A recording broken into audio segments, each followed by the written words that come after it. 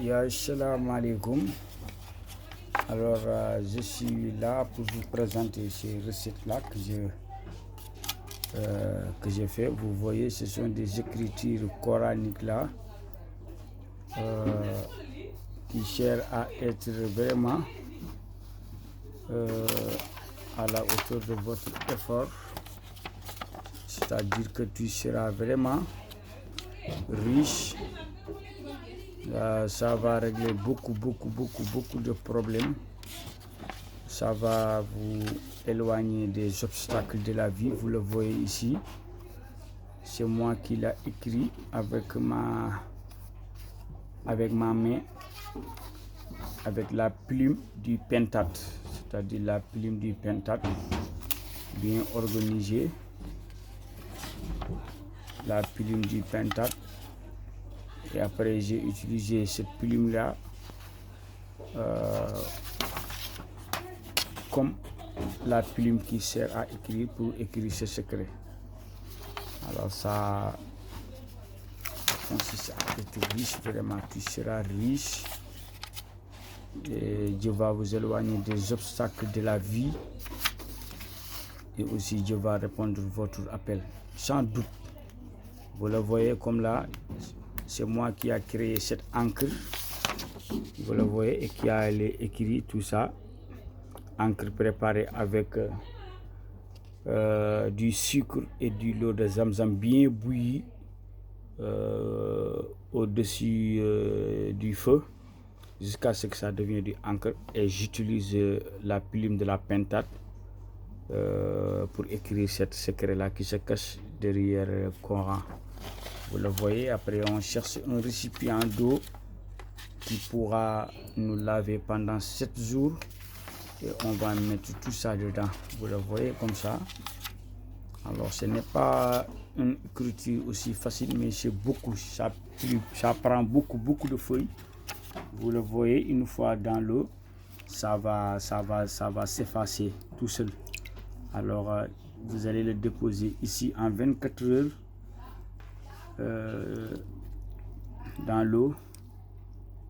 Après, vous allez chercher le parfum qu'on appelle Sayful Islam et le parfum qu'on appelle aussi Bismillahi. Et aussi, vous allez chercher un peu du sable de la mosquée et un peu du sable de la marché et vous allez mettre ça dedans. Ça va attirer les bonnes personnes vers vous. Ça va vous éloigner des obstacles. Ça va attirer la chance. En tout cas, c'est un bien mystique qui engendre beaucoup de bienfaits que je ne peux pas tout citer ici. Mais en tout cas, c'est un très grand bien mystique même. Alors, ça y est là, comme ça, vous le voyez. Comme ça, c'était une commande. Comme les gens appellent pour faire leur commande. Et je l'écris et je leur livre leur commande, Inch'Allah. Si vous êtes au Sénégal, je vais vous le donner, Inch'Allah. Mais si vous êtes à l'extérieur, il y a d'autres méthodes à faire pour vous le donner, pour que vous lavez votre corps. Je m'excuse par là. maa ngi jégalu bu baax. Gis nga secret bii nii dafay dox si wàllu dindi gàllankoor jafe-jafe te daf lay ubbil buntu xéewal yi, ubbil la mboolem buntu yi nga xamante ni nit dina si jaaree texe ci wàllu wërsëg. Comme ni ma ko faral di waxee rek, daxaa ji maa ko toggal sama bopp. Gis ngeen mbind mi ni mu mel. Pare ma ut dunq, waaw bu utee dunq les ko ba mu baax, moo nekk xalima gi may bindee. Daxa suukar la buñ toggee Zamzam, mooy nekk daxa gi nga xam ne moom mooy nekk encre bi nga xam ne ci laa sëpp di bind ko bind mu rafet mu baax mu jaar yoon te xuruuf yi tijjeeku. ndax bind bu xuruuf yi tëjoo rek baaxutut, daf lay tëj. mu ngi mel ni tey jii nit war a bind waaw. xam nga waaw ku ne xam na ne boo ko wiccee mu jëm ci suuf am na benn kii bu ca tijjeeku. waaw googu bu tëjoo nag baaxut. wala mu mel ni miim comme ça tey jii nga doon bind Mouhamed miim xaadam deela miim deela miim gi nga bind ko miim gi tëju leerut, kooku mën na laa tëj, mën na laa yàqal lu bëri. moo tax daal di ko bind mu baax am bind mu leer da ci baax lool sax. waaw dafay baax lool sax.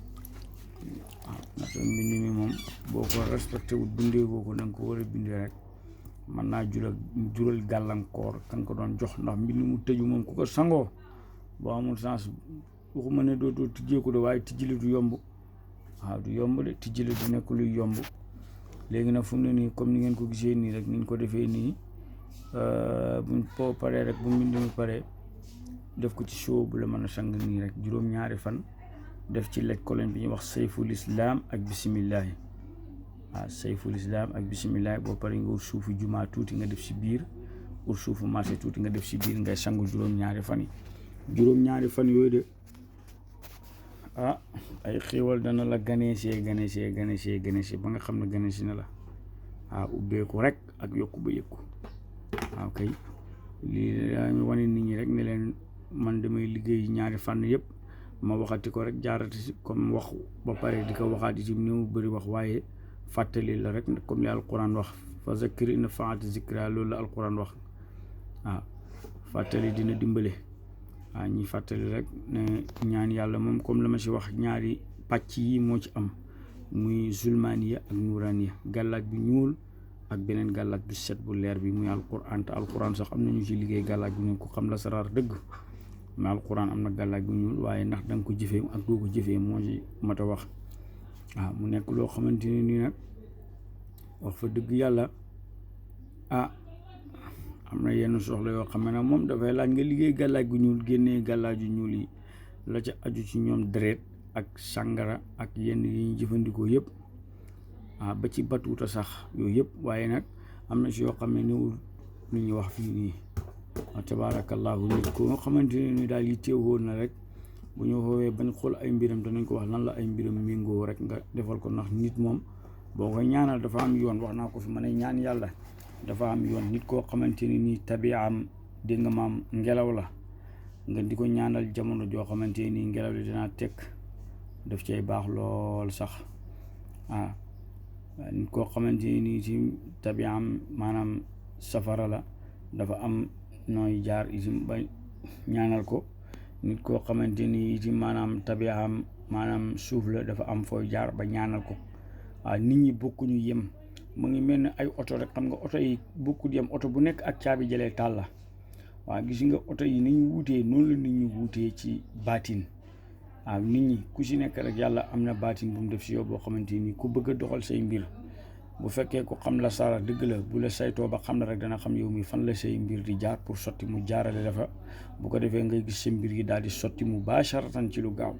waaye nag bu fekkee yooyu yëpp da nga ko umpale nag di tëñëx waxuma la dara sax, waaye da nga yàqal ki ngay ñaanal, yàqalaale sa bopp. ndax léegi nga am yoo bind yoo xamante ni yow mi ngay bind boo ko maîtriser wut ba xam noo koy defee sax yow sa bopp mën na laa tëj. ndax xaatim boo xam ne dafa damm, waxuma kañ cee dugal ak ka koy jëfandikoo, waaye yow ma toog di ko bind sax nga bind ko mu dammee ci sa loxo sax am na lu la cay wàññi. moo tax mbir yi lu mat a taxaw seetlu lañ te bàyyee ñi ko man ñi ko def. waaye nit dina dimbale nit ba gàllankoor ko lu ëpp jàngoro bi mu indi woon ci moom di ko faju, te xam nga ne loolu musiba naaru laay la. kon yëfi nañ ko jaarale si yoon bi rek comme ni alquran wax, wa aatu na ngeen ñëwee buyutan bay kër ya bi abwaabiha ca buntu kër ya. alquran nag wax de wa aatu buyutan min abwaabiha, na ngeen dikkee kër ya ca buntu néeg ya waaye boo bëggee dikkee kër ga ca fenêtre ya waxuma ne doo jàll de, waaye boo jàllee doo am lu la neex. te dana jeexlu sa jàllil dana yéex lool. kon nag yi fi ñu bàyyi ko xel rek, bàyyi suñu bopp xel, jéem a xool bu baax li ñuy def lan la. ndax jox nit mu sangu dafa garaaw de, lu garaaw moo nekk loolu, jox nit mu sangu. ndax jox nit ne ko am sangul dafa yéeme de. xamoo nax la nga def baax naam baaxut, xamoo nax la nga ko bindal am na yu ca dam moom déet, waaye yow daal bindal ko jox ko rek mu daal di sangu daal yow moom nga si gis, waaye seetlu woo ca xattaayaa ci am, maanaam éeréel ya ci am, yow seetlu woo ko ca. mënu maa wax lépp su ma toppoon daal fii laay fanaan, waaye ñu wax ci liñ ci mën rek. salaamaaleykum wa rahmatullah, ñu jégalu.